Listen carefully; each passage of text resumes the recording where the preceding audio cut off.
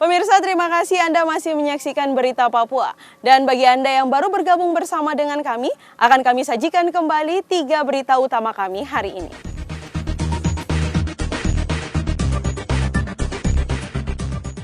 Pemakaman satu pasien positif corona di kota Jayapura dilakukan dengan standar Organisasi Kesehatan Dunia.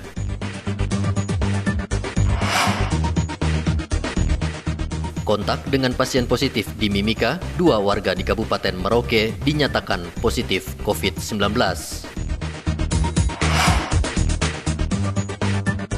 Hilang selama 3 hari jasad teknisi kapal pengangkut BBM akhirnya ditemukan di Sungai Maro, Merauke.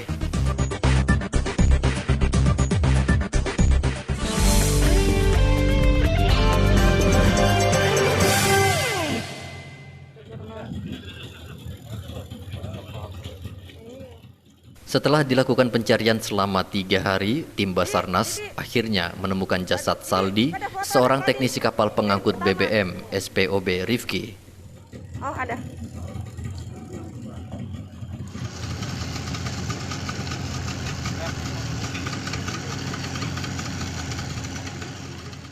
Jasad Saldi ditemukan di bibir Sungai Maro setelah tim SAR menyusuri sungai menggunakan perahu karet. Tim SAR langsung melakukan evakuasi jasad korban dan langsung membawa ke ruang jenazah Rumah Sakit Umum Daerah Merauke.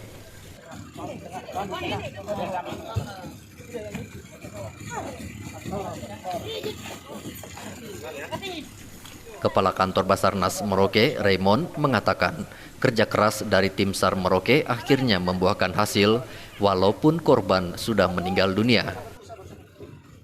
Setengah 7 itu keluar untuk melakukan pencarian. Ternyata jam 8 sudah korban sudah ditemukan. Memang dalam kondisi terapung dan dalam kondisi meninggal dunia. Itu korban yang kita ketemu. Jadi kita temukan di hari ketiga ini. Pagi tadi sekitar jam 08.05 korban kedua berhasil ditemukan.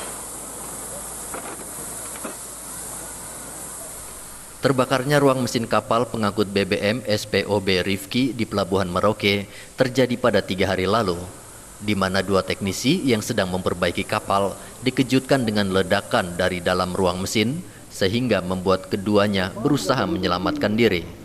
Kecelakaan ini membuat 2 korban meninggal dunia. Muhammad Ridwan melaporkan dari Merauke, Papua.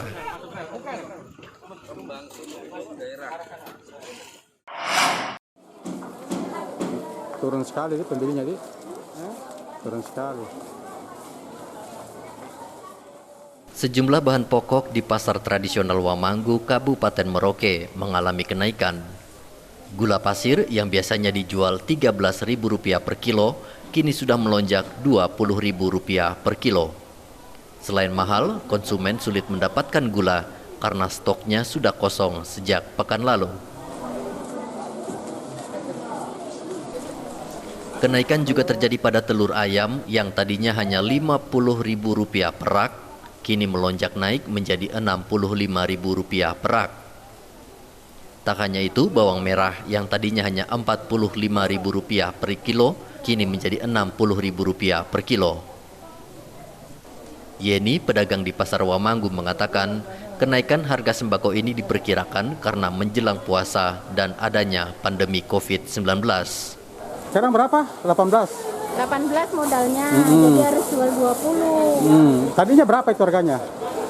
Yang apa? Yang kiloan itu? Standarnya. Standarnya 13 ya, berarti naik 5 ribuan ya? Nah, kalau gulaku katanya kosong ya? Gulaku kosong. Udah berapa lama kosongnya itu? Sudah ada 1 bulan ini. Sudah 1 bulan ya? Tapi gula kiloan ini masih banyak juga? Kalau gula kiloan makin banyak. Tapi susah juga ya? Naik ya, makin hari makin naik ya? 10.000. Kenapa naik itu, Bu? Kurang tahu juga, kita belinya naik bagaimana? Oh gitu. Terus apalagi naik, kalau telur naik juga ya, 5.000 per rak ya? Telur naik. Berapa kenaikannya? 5.000. 1 rak itu ya? 1 rak. Apalagi? Pemerintah Kabupaten Merauke rencananya akan melakukan operasi pasar untuk menekan harga bahan pokok yang mahal di Pasar Wamanggu. Muhammad Ridwan melaporkan dari Merauke, Papua. Bawang, gula.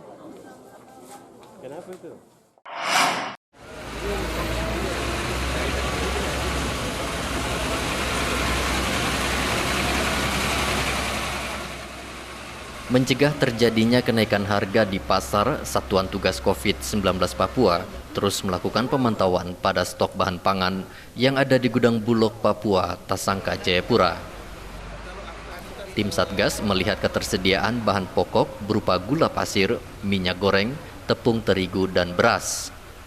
Dari pantauan tim Satgas, hanya gula pasir yang masih kosong karena masih dalam perjalanan kapal kargo. Selain itu, yang lainnya masih aman. Ketua Satgas Pangan Polda Papua Kombes Riko Taruna mengatakan Polda Papua berkomitmen untuk menghimbau kepada seluruh pelaku usaha agar tidak melakukan penimbunan barang karena akan diberikan sanksi tegas dari kepolisian. Kita akan tetap kegiatan operasi pasar, minimal seminggu sekali kita akan lakukan. Kita akan lakukan dengan tim Satgas Pangan ini untuk operasi pasar, dan masyarakat supaya tidak panik buying ya. Ini ancaman hukumannya jangan sampailah kita nanti penegakan hukum gara-gara penimbunan. Untuk undang-undang pangan itu 100 miliar ya Pak.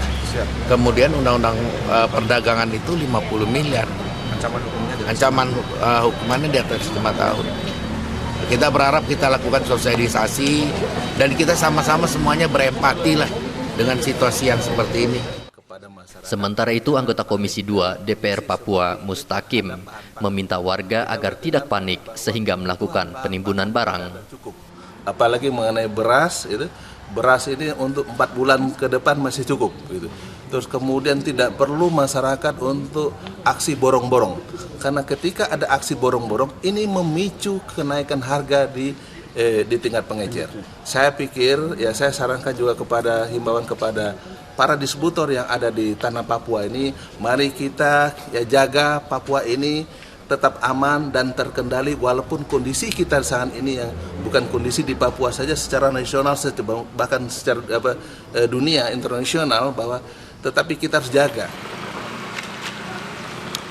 Walau telah menutup akses penerbangan penumpang dan kapal, namun untuk sembako dan bahan pangan tetap berjalan normal, sehingga pemerintah daerah tetap menjamin ketersediaan pangan bagi warga di Papua. Dari Jayapura, Papua, Rianto Nai dan Hendra melaporkan.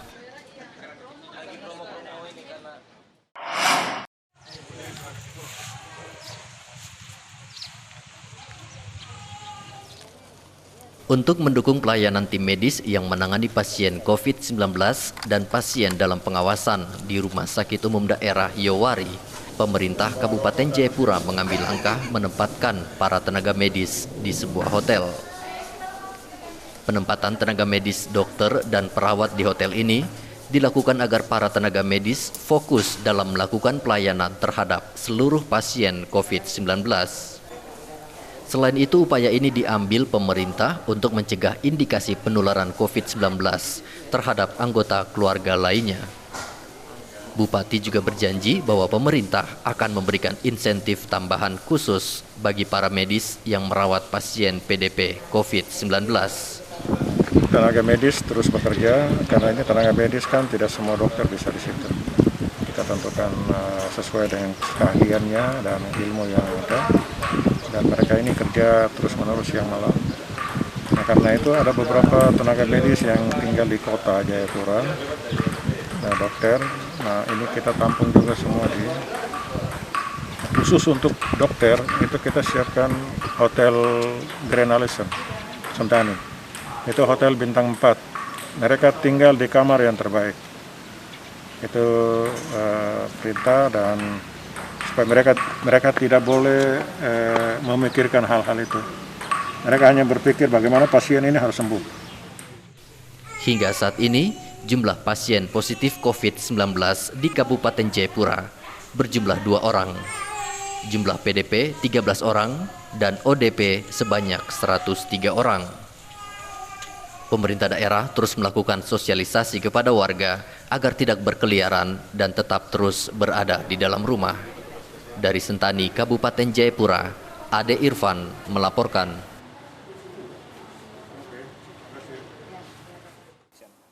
Pemirsa, berita yang baru saja Anda saksikan sekaligus menjadi penutup jumpa kita dalam Berita Papua hari ini. Bersama kru yang bertugas, saya Cynthia Delima mengucapkan terima kasih atas perhatian Anda. Kami pamit undur diri, selamat pagi, semangat pagi, Wanyambe.